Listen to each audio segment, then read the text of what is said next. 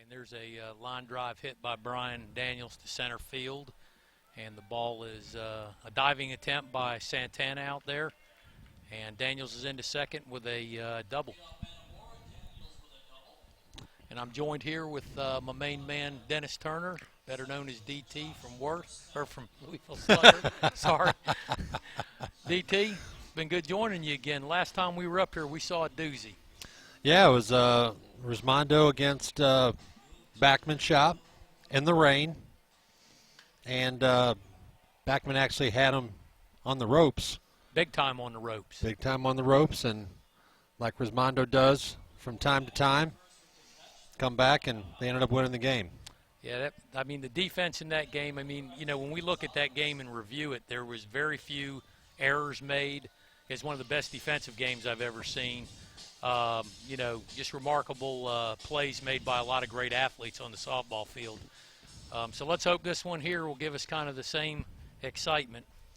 So we got VCH, which is hitting right now. They're out of Texas and Ohio. Yep. And then you have Resmondo, which is out of Florida. VCH got to this game via 17-12 victory this morning against Broughton. Another Worth squad. Broughton, bad draw. And so these guys, they played pretty good down the stretch and everything, as did Broughton. But obviously a bigger stage here, bigger field. So it'll be interesting to see how they play the game here. Do they choose to do what they do best, or maybe, sometimes they try to hit home runs a lot. So we'll see what happens. Yeah, and I think that's sometimes the problem with teams that, find themselves in the fourth or fifth inning struggling or behind. They don't play their game. They don't play the game that got them here. They try to get caught up, or sometimes they get caught up in the big field and feeling like they got to hit the home runs or they got to hit the gaps. But I guess it's the old saying that my grandpa said, dance with the girl that brought you. So just keep doing what you've been doing to get you here and don't change anything. But as you look at the field that's in this USSSA Men's Major World Series, you look at a team like a Precision who really, I've been watching them all year. They do that a lot. They do that as good as anybody does. It doesn't matter what size the field is, they play the game. Right. And I think the teams that buy into that here can see some success. So that ends the top of the first, and no runs were scored. Resmondo will come up to bat here in the bottom of the first.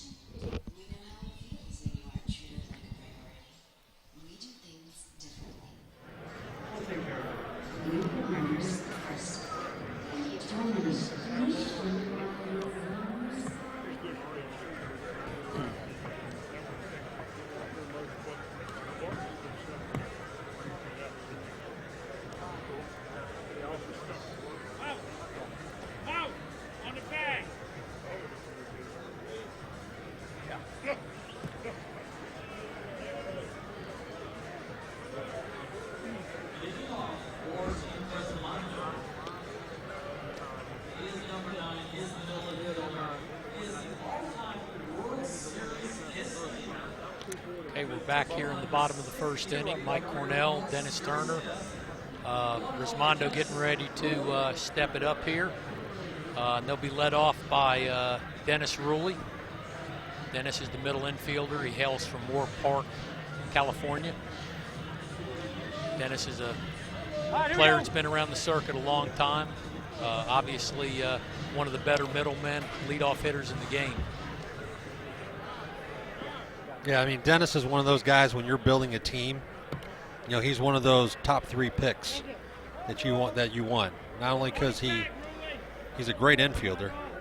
He can play the middle, he can play short, he can play third base.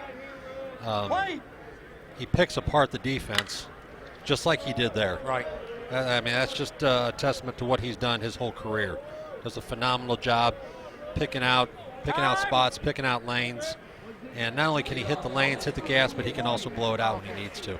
And I think when you look at how he approaches hitting, I've always said many times that he's one of the best five-man hitters that I've seen. I take a guy like him or a Bryson Baker. They can find, they can literally hit it between two guys standing 7-8 feet apart and actually be meaning to do it. Right. They practice it when they're taking BP. And there's a line drive by Greg Cannell. One of the things that the fans out there will notice that all the Resmondo players are wearing the number 33 tonight in honor of Frank Webb, who's the manager of the team. And Dennis, I know you've known Frank for many years. He's from the St. Louis area where you're from. Kind of speak a little bit to that, so tell the fans a little bit about Frank. Yeah, I met Frank in 1995 when I started playing with the Nasty Boys out of St. Louis, and we were a local St. Louis, Illinois team. And at that time, it was a long shot by Andy that's foul, but at that time in 1995, Frank was helping coach Richie Superior, TPS, the Super Major team. And I was fortunate enough to know Frank, to meet Frank, to learn from Frank. What an ambassador to this game, and what a friend to a lot of these players, not only on the Resmondo team, but for all the players that Frank comes into contact with. Just a genuine, nice fella, great ambassador for the game. Has been with Travis since 1999, and Frank has been going through some treatments, and let's just leave it at that. Frank's been going through some treatments, and we all know people. We have family, friends, loved ones that go through this type of treatment, and the one thing that we all want to do is support them, and that's what Resmondo is doing here with the jerseys. It's in support of Frank with the number 33 on their back. So it's a great thing of what Resmondo is doing, and it's just it's a warm-hearted feeling. Yeah, we'd like to also, I know that these jerseys were ordered just really a week ago, and I want to thank Jeff Hall and his crew up there at East Coast Athletics for getting these jerseys here for the team in time for this game.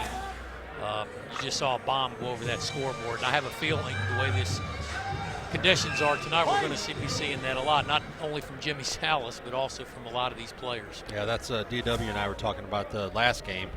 So, when were we going to see that? The ball go over the wall, and we just saw it with Jimmy Salas. That's a creature. Here's one of the finer young hitters in the game, Bubba Mack, stepping in and drawing a walk. Wes Newell, the pitcher for VCH, he's a pretty crafty guy. I mean, he hangs in there. He doesn't walk a lot of people. He does a really good job. He was actually the MVP of the Space Coast Classic back at the beginning of the year, where VCH notched their first conference victory for the year. So he's been around a few times. We'll see how it's going to be.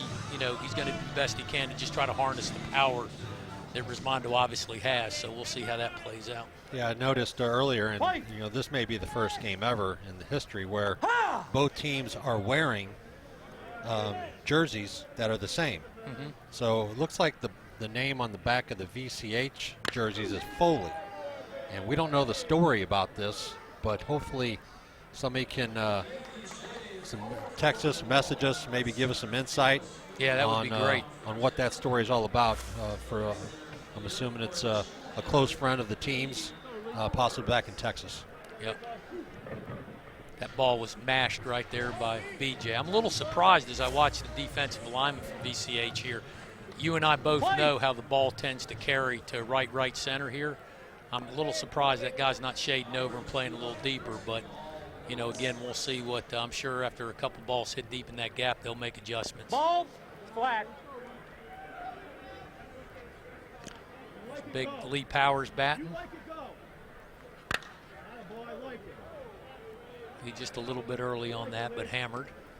Big, strong kid from Roanoke Rapids, North Carolina.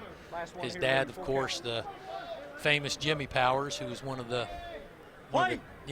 major softball's best hitters ever. And Lee absolutely murders that ball, but it stays in the park. I thought that was a little deeper. Yeah, that one got up there. So we got the Newell has recorded the first out for Resmondo here, so that'll bring up Donnie Jr. here. So this is the game where Resmondo is obviously they've obviously taken the lead. They're going to score as many runs as they can, as fast as they can, and they're going to try to make VCH chase. Right. That's what they do to a lot of teams. And if you don't hit with them, if you don't play with them, it's going to be a short game. Yep.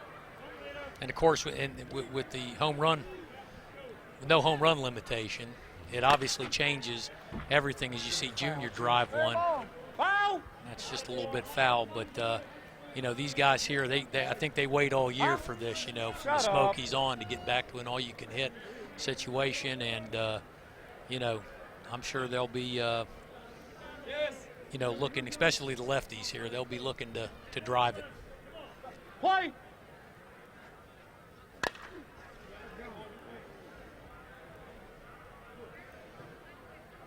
And that ball there was hit really well, but stayed in the park. It's collected by Daniel, so we got 2 outs here. With Resmondo up 6-0.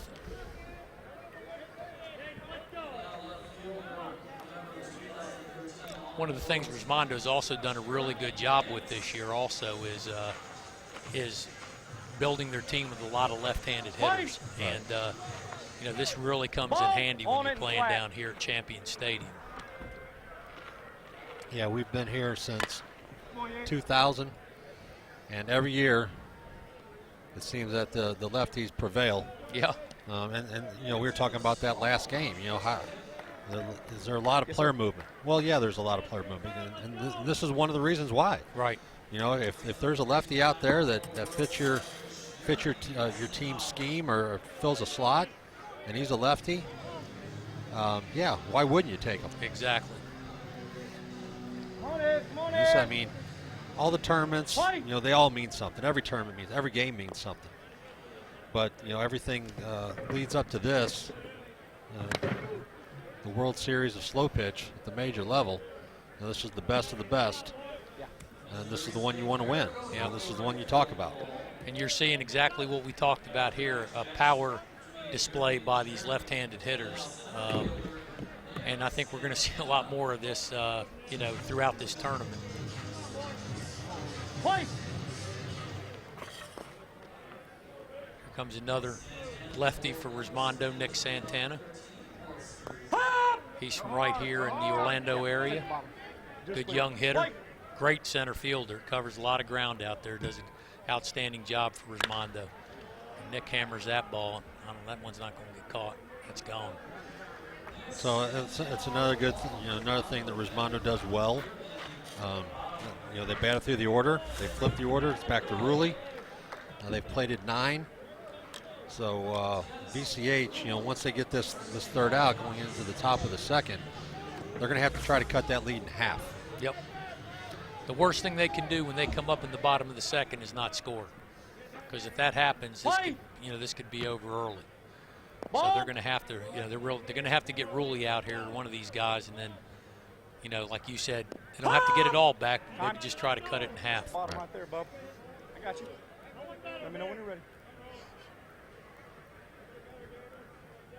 Play.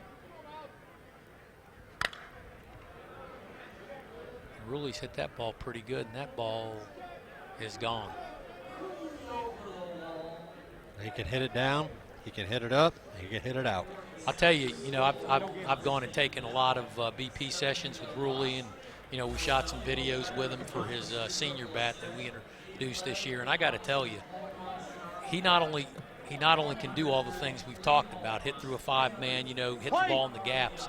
He's got really good power for his size. I mean, I've seen him, you know, come out and hit him opposite field over that 385 mark, which is pretty impressive. And that's a nice play right there. That's a great play by Gonzo. So Resmondo plates 9 in the bottom of the first. When we come back, VCH is going to have to get at least 4 or 5 to stay in this game.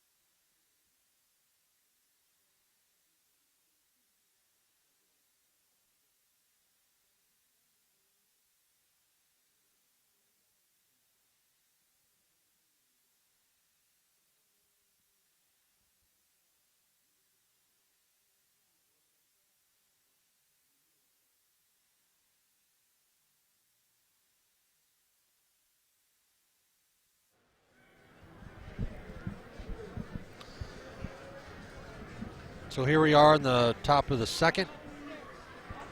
Resmondo leading 10-0. Looks like we have Tom Crump leading the inning. And he takes a stab at one. This one is definitely going out and That's over the wall. And over. So 2 balls in this game that have went over the center field wall, Salas and Crump. So I got a feeling that there's going to be a lot more before the end of the night's over. Yeah, they're like I said, you know, this field is playing real deep tonight. There's another one. I think that might stay in though. No. Oh, almost had it. So Ropel hits one out, back-to-back home runs for VCH. So VCH is in a situation right now to where it looks like they just need to go up there, free swing, let the chips fall where they may. Don't get cheated. Put the bat on the ball, put a good swing on it. Let's see what happens. Well, the interesting thing, you know, that you know, again, we talked about, you know, some teams, you know, trying to match the bigger teams power for power. But, you know, the way these guys are hitting the ball now, and that's a nice stab play by Bubba, but that's going to be down for a hit. But the thing about it is if a lot of these hitters will identify from that 385 mark to the foul pole, that's where they need to be pulling it. Right. I think they get that, you know, they've got a shot. Sure. But the hard thing is sometimes guys want to hit it in what I call the cone, which is from the inside pole of the facade to the other pole of the facade, and that's a long way out there. And you you played in this stadium, you know exactly what I'm talking about. Well, and that's you know, what we talked about earlier is that, you know, the pitchers, you know, Andy Vitzak or any of the top pitchers are going to pitch away from you. Right. They're going to pitch on the outer half, trying to get you to keep it in that cone, so to speak. Correct. Time 1. Because I've coached some A teams and some B teams that have played in the stadium, and I always tell the guys, hey, you know, you got to make sure that you go where your strengths are. If you're a pull hitter, pull the ball out of here. If you're a pull hitter to the other side, pull it out of here. Right. You can really, I mean, it's disheartening to hit a 380-foot fly ball and it's caught at the warning track. So, you know, so the guys that buy into that will have a shot. The guys that don't buy into it, it's going to be a short afternoon or evening for them.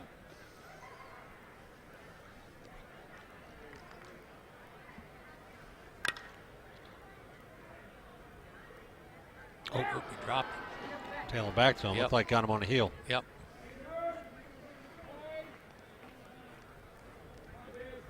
Okay. See what happens here, DT, on the replay. Well, he definitely pushed it off of him. Yep. Looks like the glove got in front of his face. Yeah. And he just took his eye off of it. Almost overran it, maybe. A little bit. Play. So let's see if Solomon can get a hit here and get it back to the top of the order.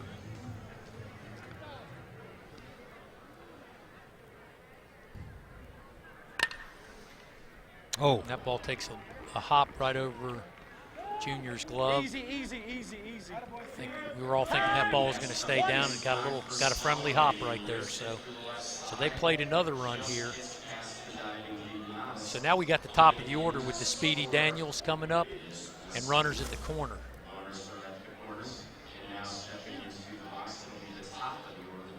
Yeah, this is a key at bat here.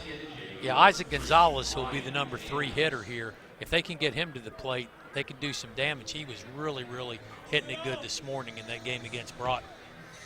Yeah, he's one of those up-and-coming players that some of the upper teams, the top teams, need to start looking at. Yep. Out. Time 2, gentlemen. So here comes Josh Christian. And if Christian can, again, if he can get on base here and get Gonzalez in the box, he's got plenty of power to get it out of here. Here we go, sir. Play. And then, of course, Dennis Schrum hitting behind him, which we know how he's a strong youngin. Ball. Full flat.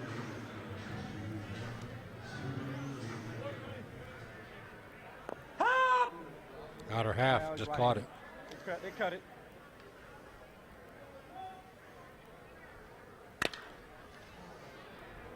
Ball gonna Is that in stay the corner? fair. That's a out of fair here. ball and gone. Did that hit the wall or did that go out? It looked like it hit the top of the pad. Time. Let's look on the replay here and we'll see. Hit the top of the wall. Yeah, it hit the top of the wall. I can hear somebody saying it down there. Here's a replay. Yeah. Yep, hit the top of the wall instead of going out, came back in.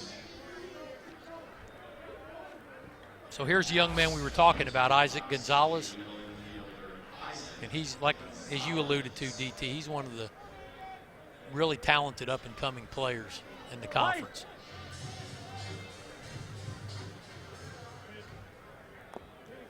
And the way he was swinging he's been swinging the bat today, I look for him to do one thing here. As you can see, Andy's pitching him away. Sure. Don't want to get him extended there. Nope. He's the, Little hot. they don't want to give him anything to hit. Yeah. But you still got Schrum up here now. Yep. Yeah, Schrum can take it a long way as well. He's been doing it for a while.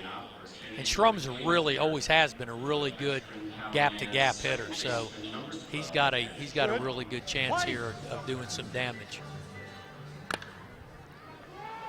Tails one down the line. That's going to be fair off the wall, and that's going to plate at least one, and they're going to hold up Gonzalez at third base. So what we talked about, they cut the lead in half, which is good. I mean, they had to do this. That's right.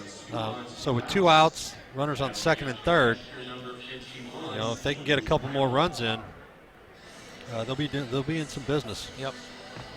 That'll bring up Zane Trammell now. Trammell's job obviously will be to get these runs in, but it's going to be interesting with that gap in left center field what he chooses to do, and he tried to go to the left center field gap, I think. And that's going to probably be caught. It will. See, I wonder sometimes when you got runners at second and third, even though there's 2 outs, and you have the ability to go there, sometimes they, get it in their mind.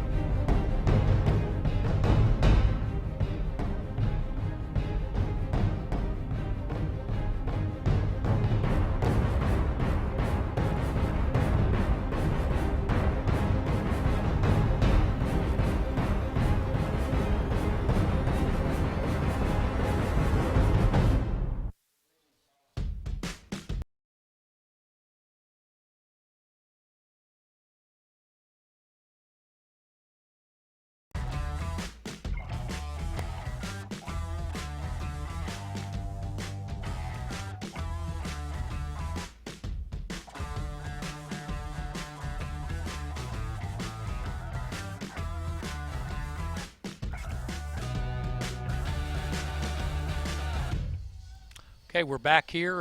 We're in the bottom of the second inning. It's a 10-6 score between Resmondo Specialty Tank Worth and VCH Worth. And the pitcher, Andy Purcell, is going to lead things off here. Now, Andy's probably one of the best. He's one of the better hitters I've seen in this stadium throughout the years. What he does that I think a lot of hitters, can attest to that do this is he spins the ball really well. He puts an incredible amount of spin on the ball when he hits it.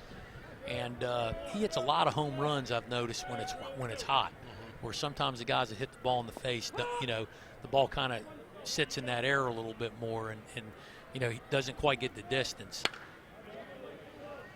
But he's come out in this tournament here, really looks like he's barreling it up really good. Well, the one thing that he does, he gets on the plate, he looks for the inner half pitch, and he's going to stay between the foul pole and the Walt Disney World sign. So we got about 150 feet that he's dealing with. Right. He makes sure he clears his hips. He's getting through the ball, moving that window out to where he can pull it, and that's why he's been successful. Yep. Because it's a shorter distance. It just makes sense.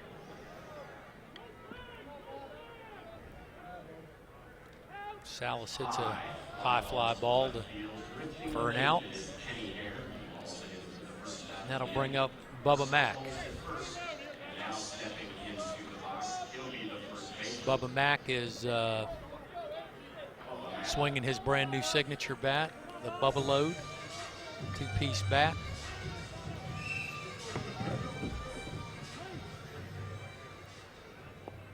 He's one of the, another one of these fine young hitters we're seeing coming up throughout the conference through the ranks. He's kind of one of the older guys now. He's kind of he's kind of like a middle of the road. Right. Let's say it like that. He hasn't been around forever like Andy and BJ, but he's not as young as some of the guys that are coming up. He's kind of middle of the road. Yeah. Yeah, he's still in his 20s. He's a tweener. So I guess the way some of these kids now are starting playing softball when they're 19, 20 years old, Bubba draws the walk. And that's one thing we talked about earlier. There's a lot of great players in the conference. Started last year. It's more prominent now. These players are athletic. They can do a little bit of everything. Yep. Brings up B.J. Falk, who hails from King, North Carolina. B.J. has been around this circuit for a while now, has won multiple all-world teams. Big left-handed hitter. Now, what B.J. can do in most situations is hit the ball line to line. But I have a feeling in these conditions here, I got a feeling I know what he's really thinking. Well, he got that pitch on the inner half. Yep, and that's off the old House Cat Lounge over in right field, named appropriately after Howie House Cat Krause. A 3-run bomb for BJ. That's his second home run of the series. He's already driven in 5 in this evening's ballgame. The base is cleared for the additional hitter. He plays out of Roanoke Rapids, North Carolina. Lee Powers. Big Lee Powers stepping in. Now, Dennis, did you ever get to play with Lee's dad, Jimmy? No, I was. I think I came in right after Jimmy was finished, or on the backside of his career. I think at that time he was playing with Shen Valley or Team TPS. I can't recall, but it might have been a couple, 2-3 years that we were playing against each other. I can remember when I first got into this, sitting in the dugout with Jackie Hayes, who was a long-time coach at this level, and he used to tell me all the time, he said, I'd walk a small village and I'd have to pitch to him. Yeah. He was that good a hitter, and when it was crunch time, I don't know if there was anybody any better.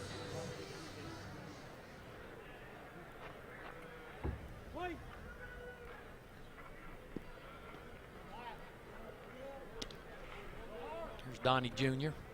He ropes one down the line. It looks like it's going to be foul.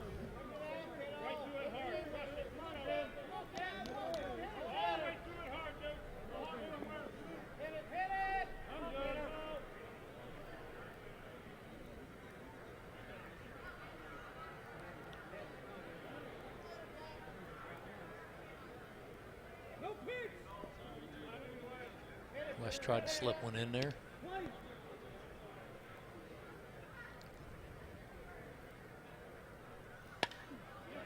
That's a nice little piece of hitting by Donnie there. So I noticed he's not wearing his prescription glasses like he was at the beginning of the season. Yeah, I don't know if he got contacts or what's going on with that. I know he was wearing them earlier this season, I know. Maybe he feels like he doesn't need them at night. Maybe he just wears them during the day now. Sure. Maybe, but nice piece of hitting by Junior there. He's got the ability to spray it all over the place. Got good back control and, uses the whole field. Yates skies this ball. And if there's enough room there, that's caught. So he's going to score from second. Yep. Good hustle there. Yep, Junior made a nice turnaround third base, saw he had an opportunity and took it.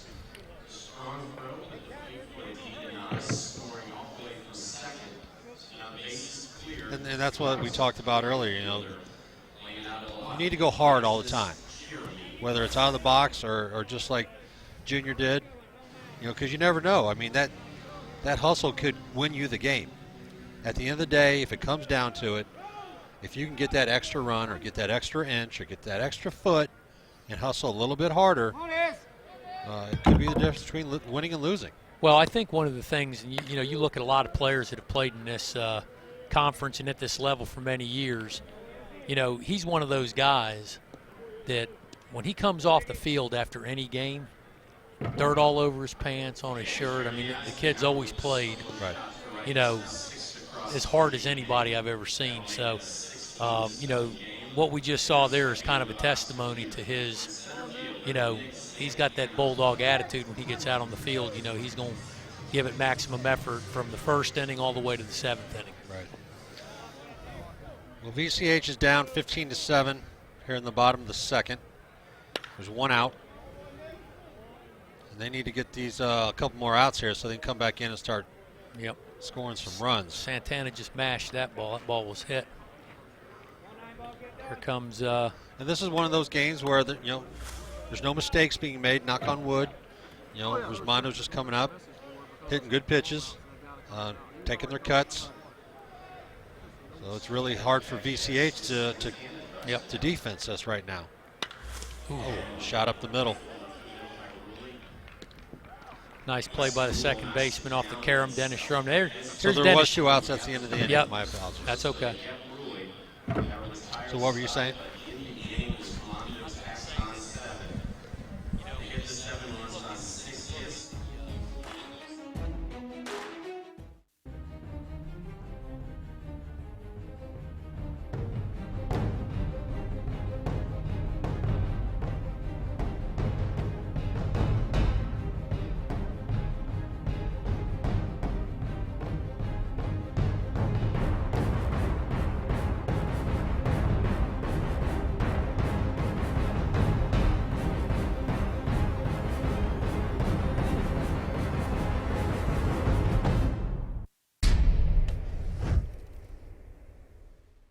Since day one, combat has been at the forefront of composite bats. In today's game, where margins for error are small, combat's larger sweet spot means our bats reach maximum performance over a wider span.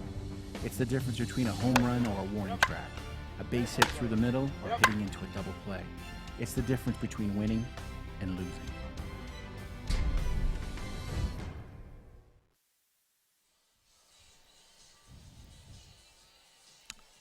Yep. Okay, we're back here at Champion Stadium and the beautiful Disney Wide World of Sports. I'm here with my broadcast partner, Dennis Turner, better known to everybody as DT. And let's see what VCH can do here to try to climb back into this game.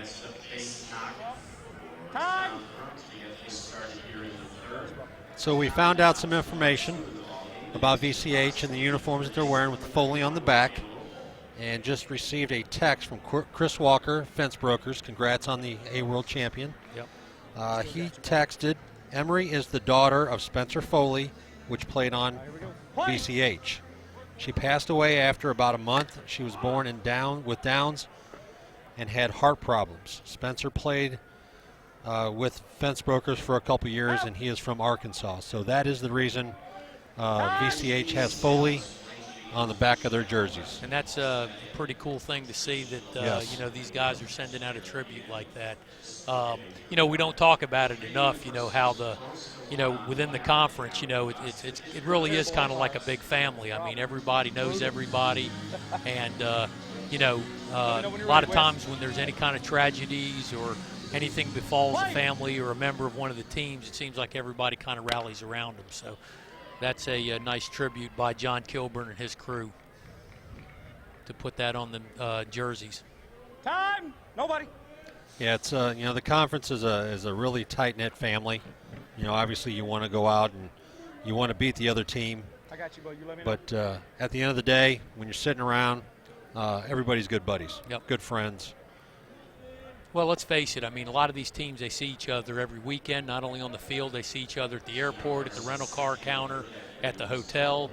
I mean, it really truly is a very, very small fraternity of players, coaches, and sponsors that see each other all the time. So hats off to John Kilburn and VCH. There's a ground ball is going to make the middle, and they're going to play to run here. So, you know, VCH is got a little bit of a rally going here, so let's see what they can do with nobody out.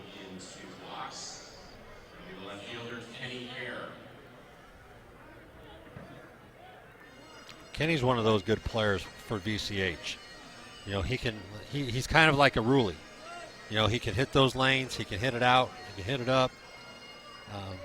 Plays great defense. Right. So, and Kenny's another one of those up-and-coming players that some of these top teams are going to start looking at. Look at that opposite That ball's field. gone. Yeah, he hit Opposite that field. really well. And here's VCH, you know, staying in the game.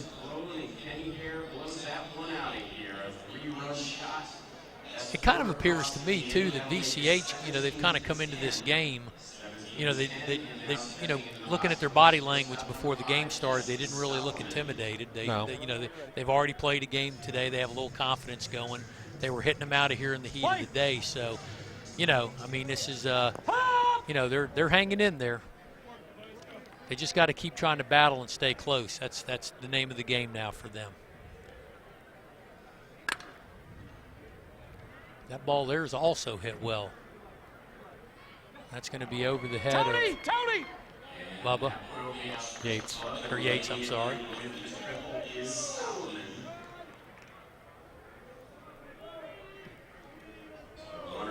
Yeah, I got you.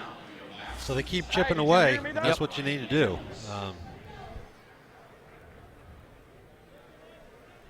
Well, here we are back at the top of the lineup with Brian Daniels. And again, Daniels last time hit the ball really hard.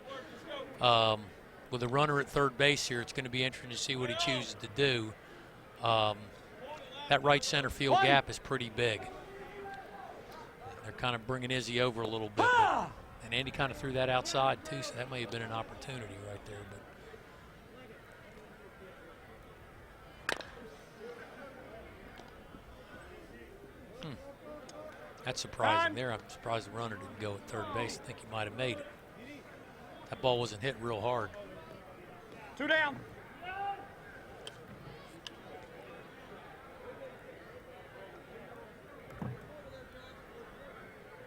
Here we go. Play.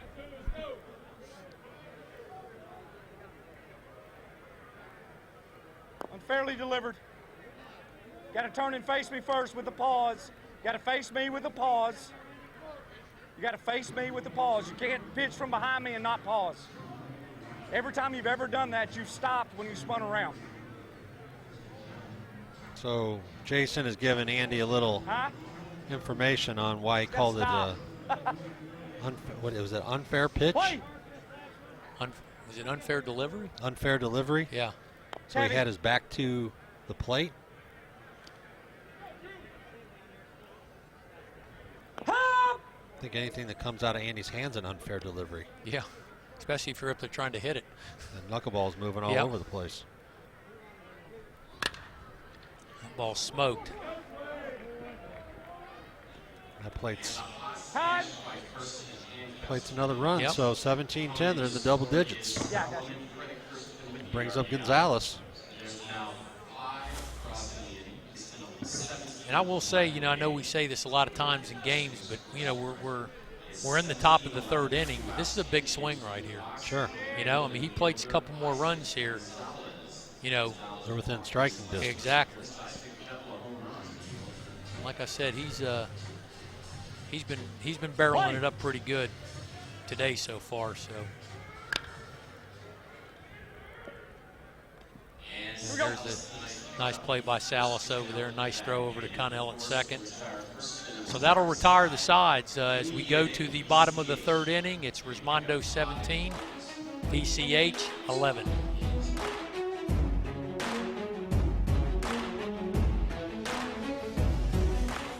USSSA is the world's premier sports organization with over 4 million participants. The top youth baseball stars compete at the Wilson DeMarini Elite World Series and the Louisville Slugger Championship, looking to qualify for the USSSA National Youth Championships. In fast pitch, the top teenagers are on the field with USA Select, and the best in the world are on the USSSA Florida Pride. Nationwide Conference USSSA provides the ultimate challenge in slow pitch softball. At every level, you play the best when you play USSSA.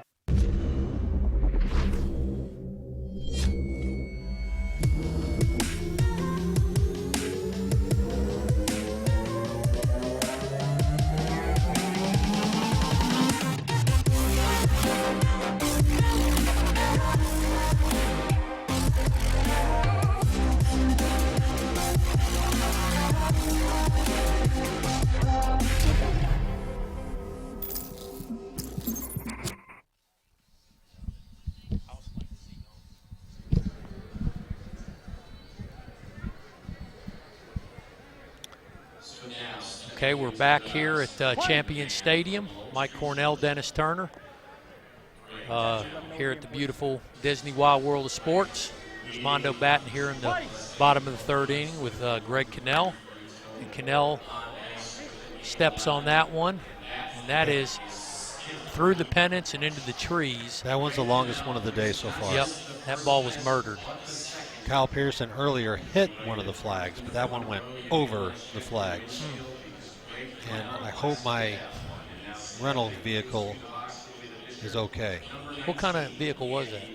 I got a Town and Country minivan. You're big time. Well, it's got the Stow and Go seating. Again, you're big time.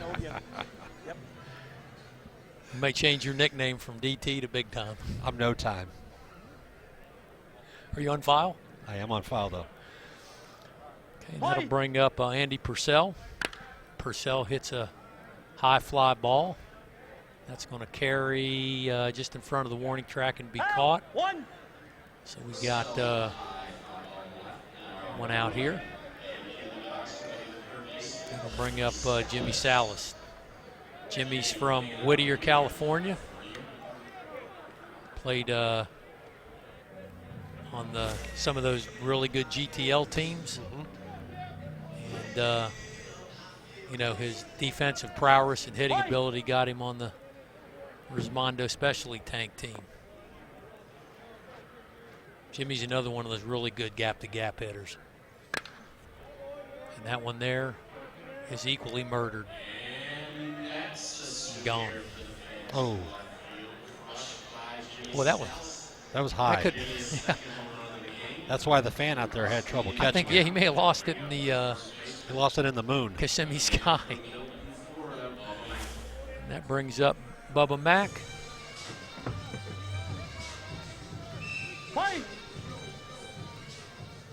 Ball. So, Corny, I had talked to Bernie a couple games ago. Ball. We asked DW last game, what would be your walk-up song? Any idea? For me? Yeah. What's your walk-up song? Is it? I would probably, let me think about that for a second. Let me get back to you on that. Yeah. I kind of like all types of music. Right. Well, we have time.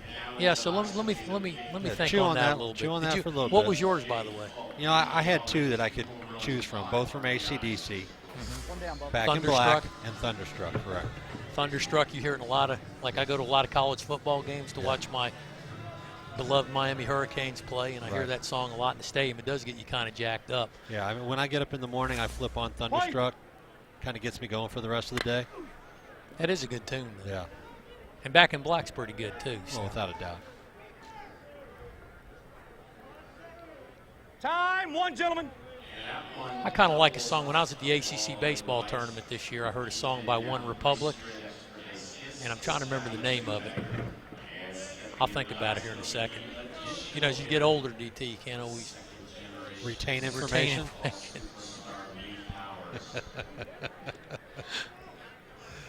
I hear you.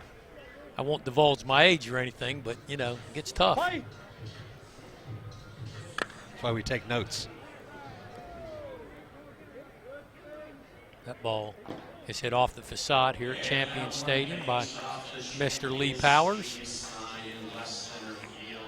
That extends the lead for Resmondo.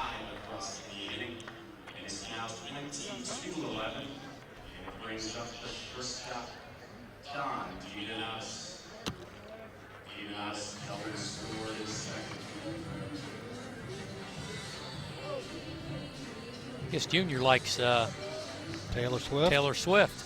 Who doesn't like Taylor Swift? She has a lot. She has so many songs. It's hard to keep up with them all. Play. Junior really got on top of that one. That one ball is over the House Cat Lounge and gone. And Giannis with the home run. So that's now 5 in the inning. And into the box, it'll be the left-handed hitting left fielder, Jeremy Yates. A couple guys out there at the House Cat Lounge just kind of laughing. They're like, They got he's got his glove. yeah. Play. He's ready. He was trying to snap him Yeah, off. he ain't catching that one. Well, look at he made an effort. It was just too far for him.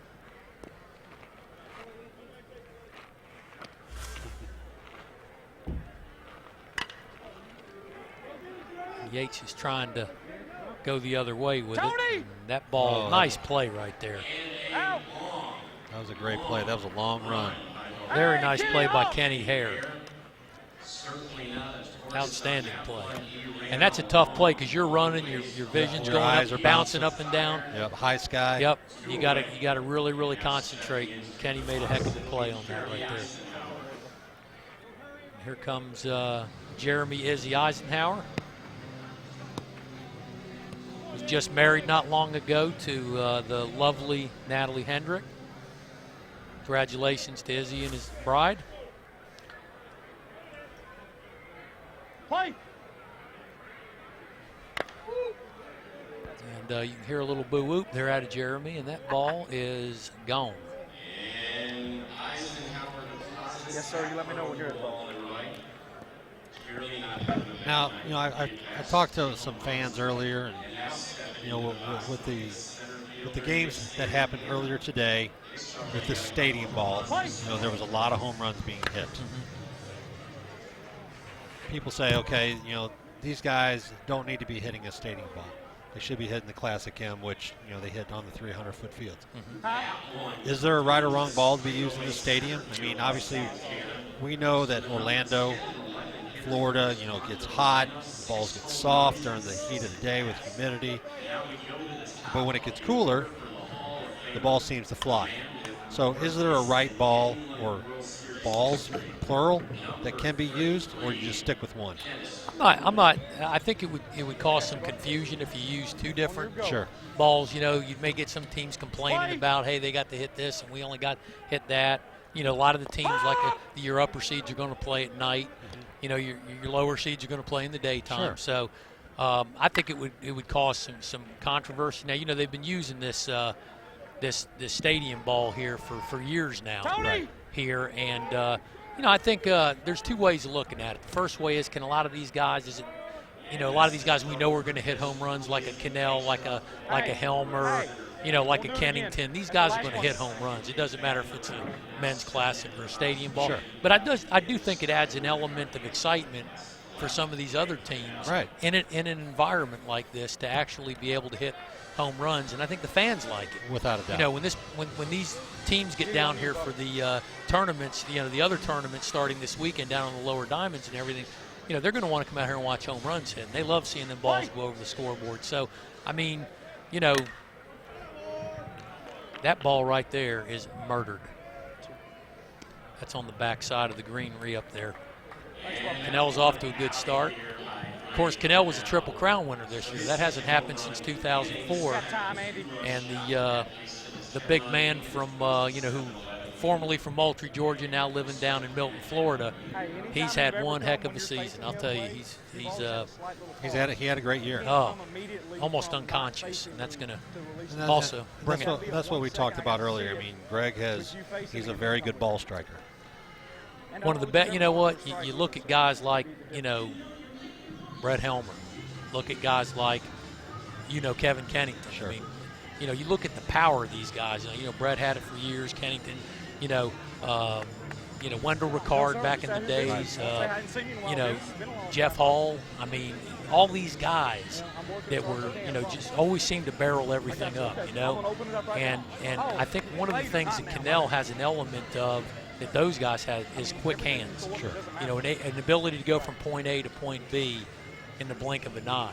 Paul Brannon was like that, when he played with some of the Hague teams and everything. He'd get in the box and, he'd kind of get in the box kind of slow and everything. But, buddy, when he got in that box, them hands were go time. Like lightning. Right. And so that's a really good point, DT. I think, when you look at Cannell's ability to just strike the ball and strike it quickly, he just has that. And he's also a great bad ball hitter. I mean, he can hit any pitch a long way. Yeah. So.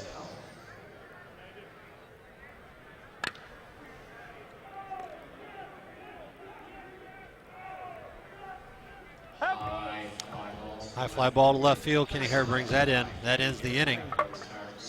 And at the end of 3, Resmondo is leading VCH 27-11.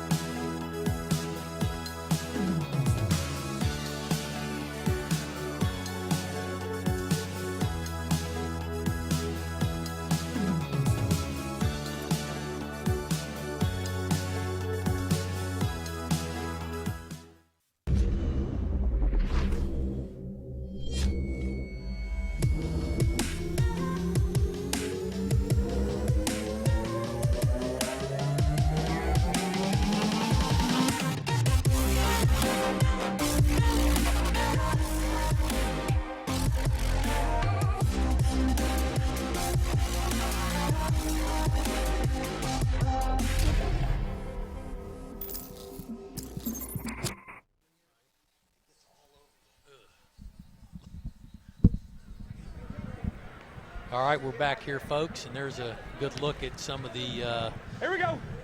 The board members here of USSSA. It was Danny Brown, West. Jim Swint, Kevin Thank you, Nagley, sir. and Big Greg Hutchinson, one of my Super main Bowl. men from down there in Texas.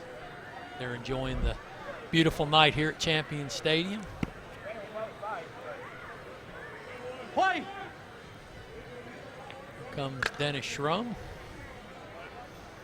Dennis draws them hands, and that. Now you think about how strong you got to be to do that. He hit that, looked like off the tape.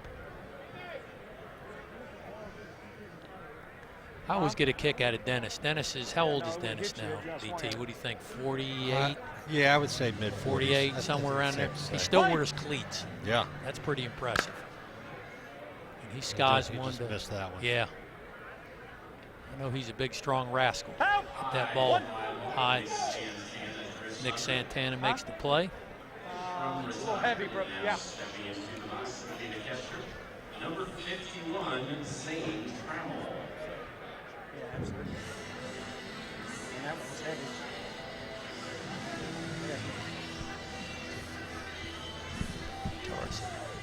Play. He takes one inside here.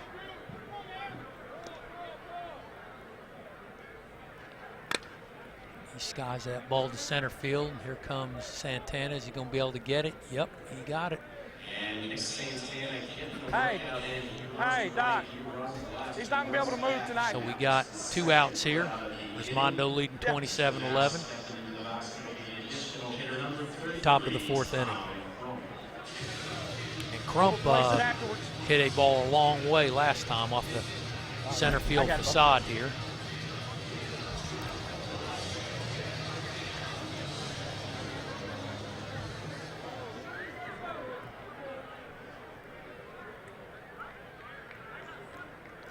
So let's see what Crump, the AH, does here. Play.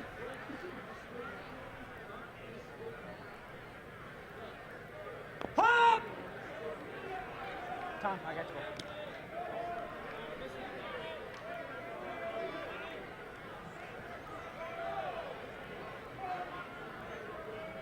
Play. Crump takes that ball inside.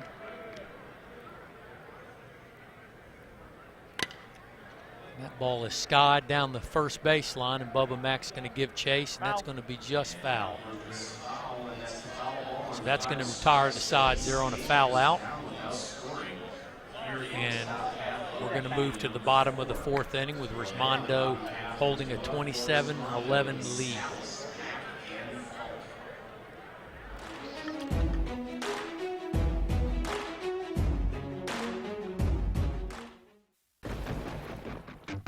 What can I do with one swing?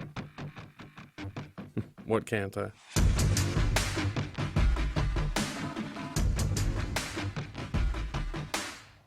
One swing can change a game, a tournament, a season. One swing should not be taken lightly. So ask yourself, what can you do with one swing?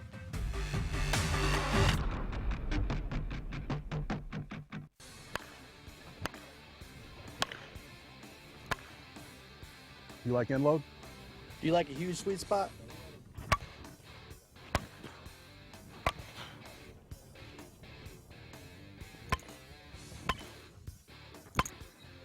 You're gonna love these.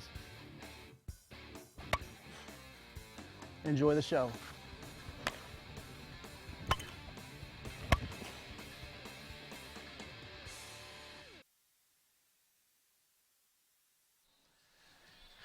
Okay, ladies and gentlemen, we're back here at Champion Stadium. We're in the bottom of the fourth inning with Resmondo holding a 27-11 lead and batting here in the bottom frame. Stepping into the box will be Jimmy Salas, the third baseman for Resmondo. Jimmy's hit a couple long balls out of here tonight.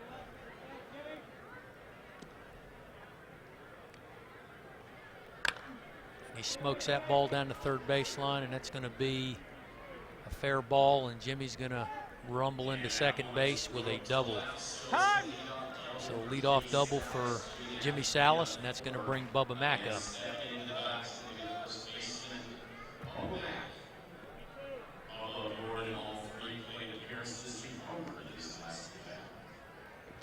Sorry, John, terrible throw.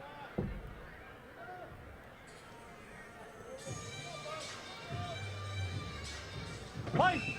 Bubba likes to get them hands going and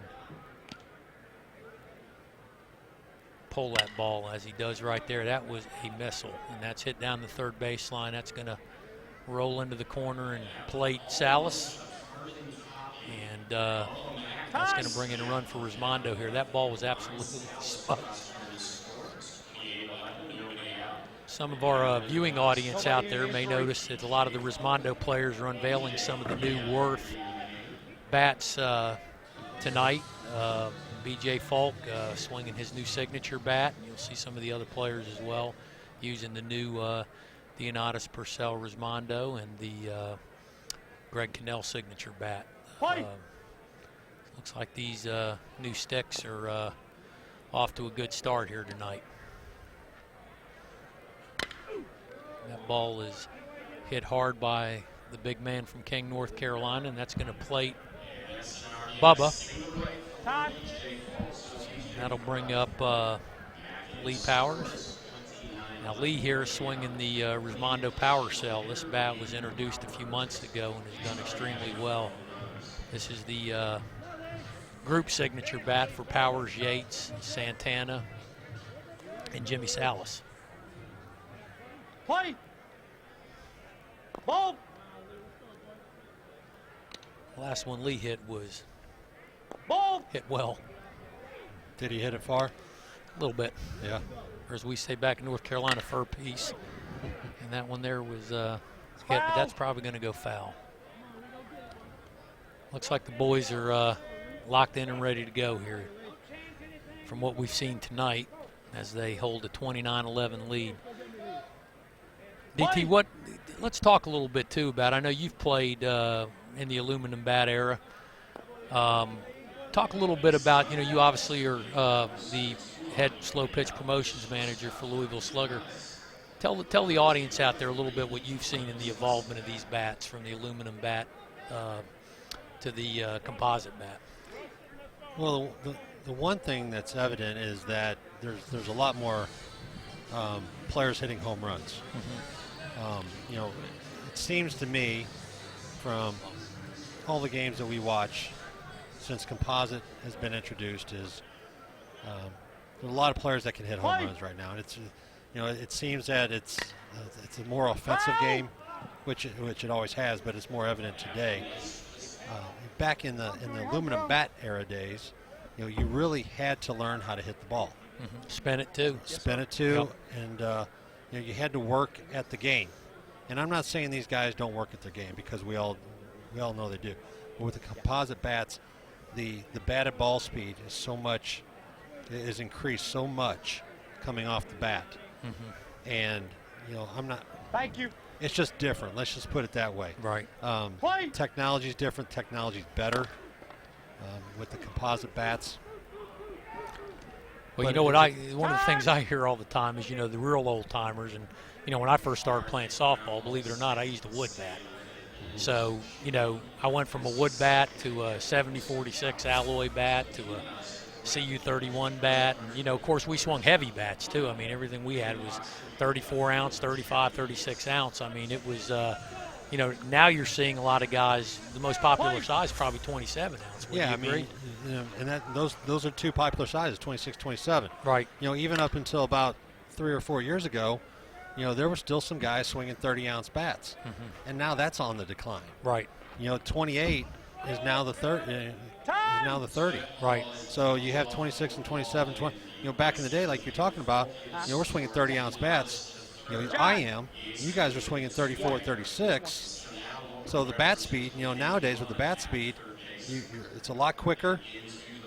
The batted ball speed's faster. Right. Your reaction time, you don't have enough reaction time to react to the ball. Right. So it's either at you or by you. In the aluminum bat era, you had time to field the ball. Right. You're hitting a cork center ball against a polyurethane ball, which we're playing with today. It's just different. It's a different era. It's a different generation. It's a different type of player. Right. You go back on the 300-foot fields when it was unlimited home runs, swinging aluminum bats, all you can hit. You had big guys, big, strong football-type guys that are just trying to hit it 301 foot. And I think one of the things that's kind of gone along with the technology has been the home run limitations. Correct. Because guys have to play the game now. When you get to a lot of these conference tournaments, and that's going to be a game winner right there. That's going to put the run rule in effect, and Resmondo's going to take this game here.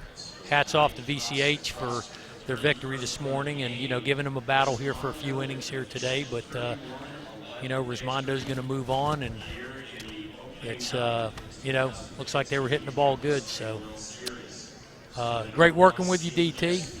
Sure, well, my brother. We'll be here again one night. So, ladies and gentlemen, have a good night. We're gonna. That's it for this game here from Champion Stadium and Disney Wide World of Sports, USSSA Men's Major World Series, and we'll see what happens in the next tilt. Good night, everybody.